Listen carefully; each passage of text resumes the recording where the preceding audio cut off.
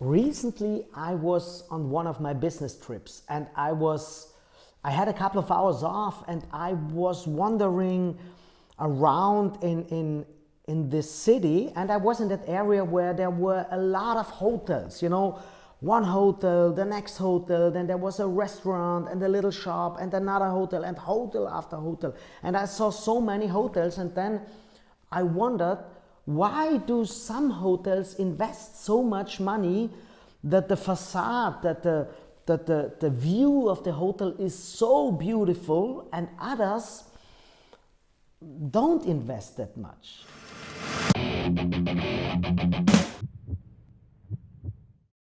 Of course, first I thought it's economic reasons, because it costs a bunch of money and the rooms won't get any more beautiful. It's just the outside of the hotel. And then, as I had some time, I entered some of those hotels. I entered the most beautiful ones.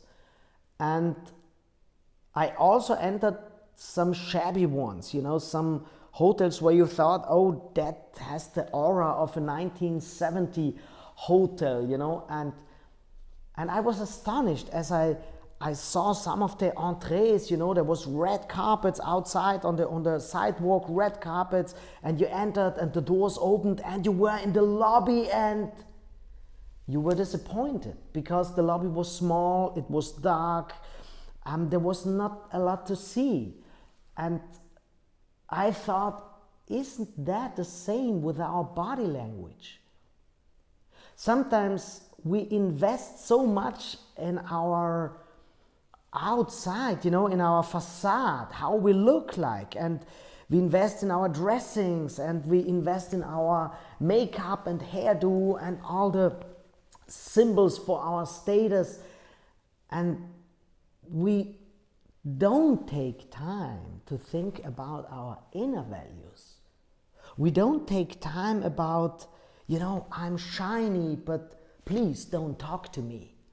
And this please don't talk to me sometimes seems that I'm afraid because I'm not so sure about my inner values.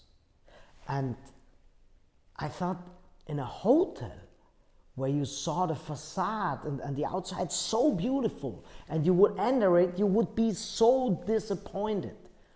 And sometimes when I see the streams of some Instagram or Facebook people, the facade is so beautiful and they have plenty of followers, but I don't know how they are in real life.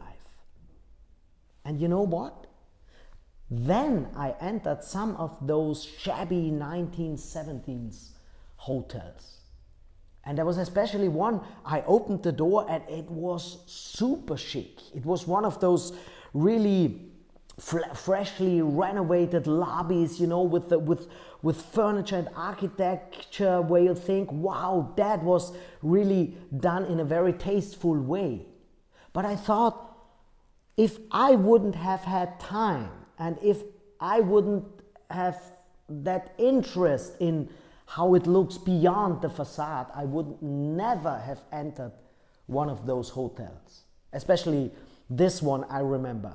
And and again, I thought that's the same with us. Some of us rely always on the inner values. They say, oh, I'm not interested in the facade. I don't look at what people look like. I don't watch the dressings. I don't watch the makeup, which is, of course, nonsense. Every one of us sees in the first moment the outside, the facade. Although we think that different things are beautiful. Sometimes we think it's the chic facade is what attracts me. But other people think, oh, when I see a chic facade, I immediately interpret that someone wants to hide that there's nothing inside. So what they find attractive is a facade that is not attractive, which is also a signal from the outside. Got me? And I think when we want to be attractive in our partnerships with our children, in our business lives, with our neighbors where we live. The outside has to be attractive, because if you see a grumpy person walking around in your neighborhood, you hardly ever get in touch with this person, only if you have to. And even if people tell you, oh, he or she looks grumpy, but he's the nicest person in the world, you always have some sort of hindrance to talk to that person.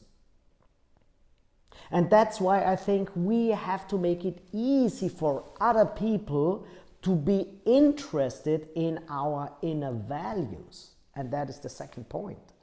Believe me, I have been talking and I have been researching on body language for more than 20 years. And believe me, the outside is important, but only if it corresponds with the inner values. So if you want to make your life hotel attractive, try to make a facade that people want to enter your hotel.